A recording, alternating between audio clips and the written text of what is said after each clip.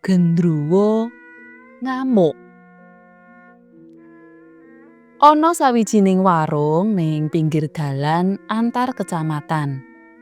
Pernahe ing pojok dalan sempalan Desa Semanding. Sebut wae warunge Bu Harsih. Warung cilik. Warung kang ngarepane dipasang teras mawa payon seng. Terus ing teras kono diwenehi bangku ngadep meja dawa. Kena kanggo jaduman wong-wong sing lebar andhok ing warung utawa ngenteni selane kang ana jeron warung. Ambak cilik, prandene warunge Bu Harsih dikenal wong saka adoh-adoh kono. Mungguing sebab musababe warung kasebut yen esuk nyuguhake menu khas. Sego tempe dimasak lodeh putih, rada-rada pedhes. Kanthi lawuh tempe goreng garing, mendoan, bakwan, rempeyek dhelé, sarta krupuk. Dene awane mengko menu khase ya iku sego pecel. Ya karana mangsaan sing cocok kanggo piyayi adiyuswa utawa piyayi kang nyingkiri daging kuwi, marai warunge Bu Harsih terus dadi rujukan. Gek murah meriah pisan. Taripe ora nyuwekake sak. Tur mangsaane mirasa. Wis mangkono, katik sing ladeni ayu rupane. Gek isih legan pisan. Nur. Mangkono undang-undangane. Ganepe Nur Wulan. Anak ontang-antinge Bu Harsih patutan karo Pak Dardi almarhum. Mula Nur Wulan uga duwe andil gedhe kang gawe laris manis warunge Bu Harsih. Luwe-luwe tumrap para nom-noman. Kang temahane warung kasebut ora tau sepi. Nganti ngarepake asar, wektune warung tutup. Saya-saya yen wancine Bu Harsih lunga blanja menyang pasar. Kang tunggu warung mung Nur Wulan karo Mbok Yah rewangi. Rahayune Mbok Yah bisa dadi pamongmonge Nur Wulan sing apik. Nalare pamomong sing pinter tutur-tutur lan duwe sipat ngayomi. Tundone lamun ana bocah ndugal ugal-ugalan, Mbok Yah tentu ora sungkan-sungkan ngelokake. Kacarita, kang cilike seneng gedene nganti kayungyon marang Nur Wulan ora mung para muda tumaruna wae. Nanging meneng-meneng ana gendruwo kang nandhang wuyung kedanan marang prawan gedhe Semanding tersebut. Yaiku gendruwo kang manggon ing Witlo cedhak Kretek Kali Gesing.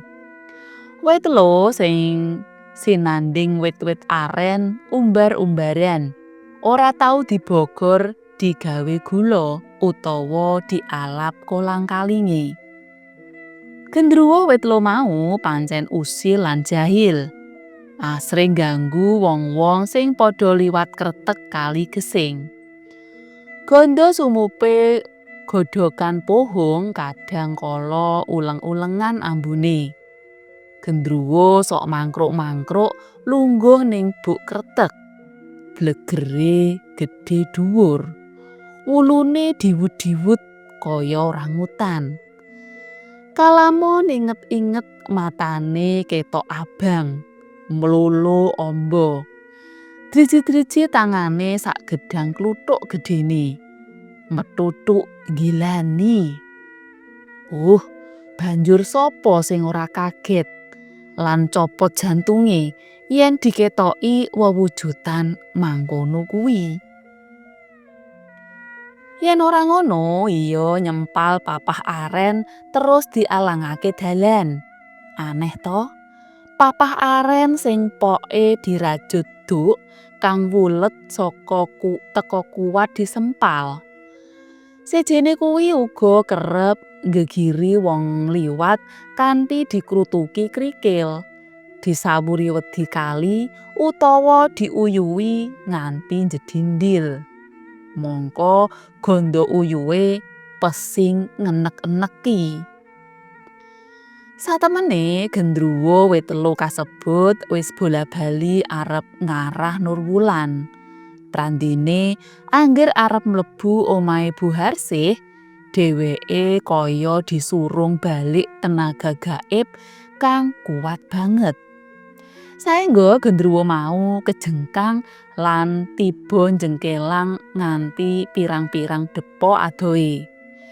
Kang entek-entekane njalari gendruwo kuwi saya ngontok-ontok atine.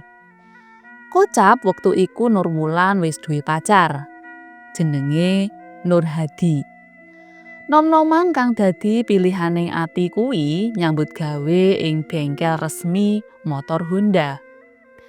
Sajrone nimbang lan nglimbang kanggo nemtokake pilihan mau, mesti wae Nurwulan ngugemi marang wanti-wantine ibune.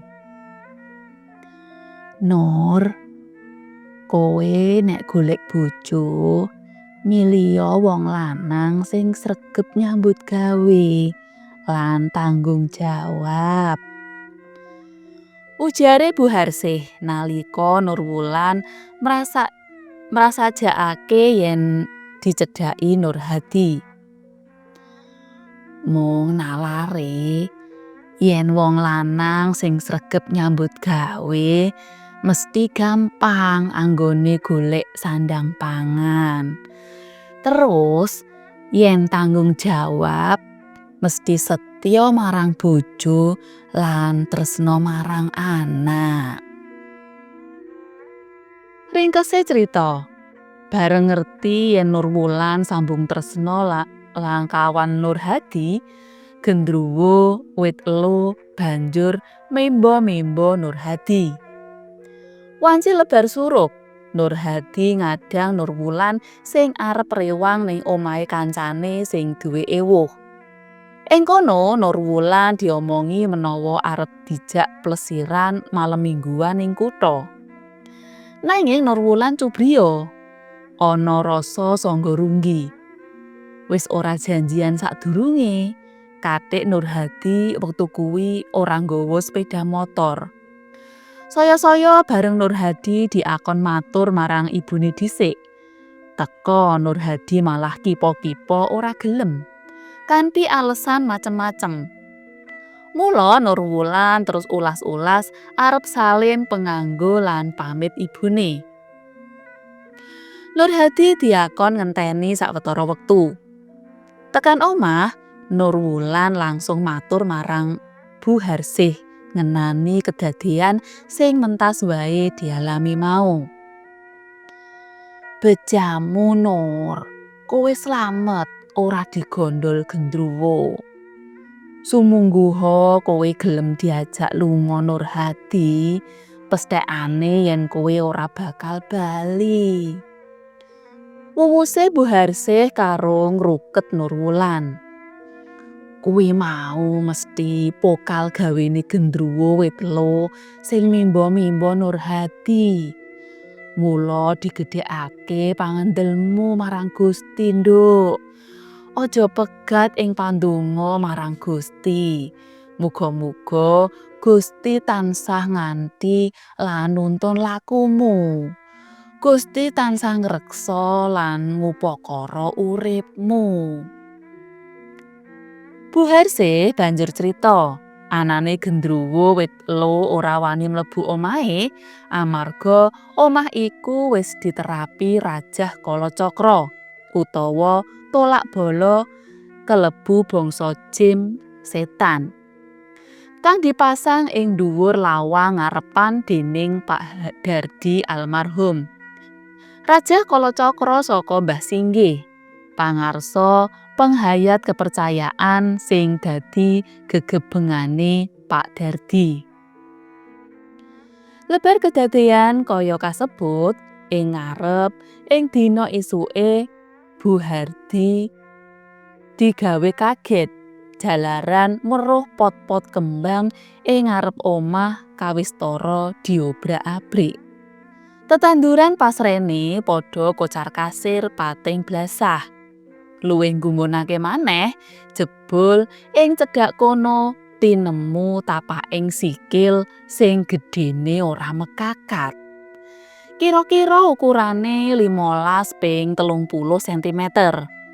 Ketok cetha awit tapak dlamakan kuwi nganti ambles jero. Bareng wis mangkono ora wetara suwe, wayah nedeng-nedenge wong padha andhok sarapan. Dumadakan warunge Bu Harsih dikrutuk woh aren. Swara kolang-kaling sing tiba ing payon sing teras pating klontang mbrebeki kuping. Gara-gara kang gegirisi gawe giris mau dumadi nganti ambal-ambalan. Entek-entekane wong sing jajan ing warunge Bu Harsih padha kabur kami weden. Ora gantalan wektu, desa Semanding wis opyak rame merga sumebare kabar rina-rina padang jinglang ana gendruwo ngamuk. Priye Hara? Ana gendruwo teka ora wedi srengenge.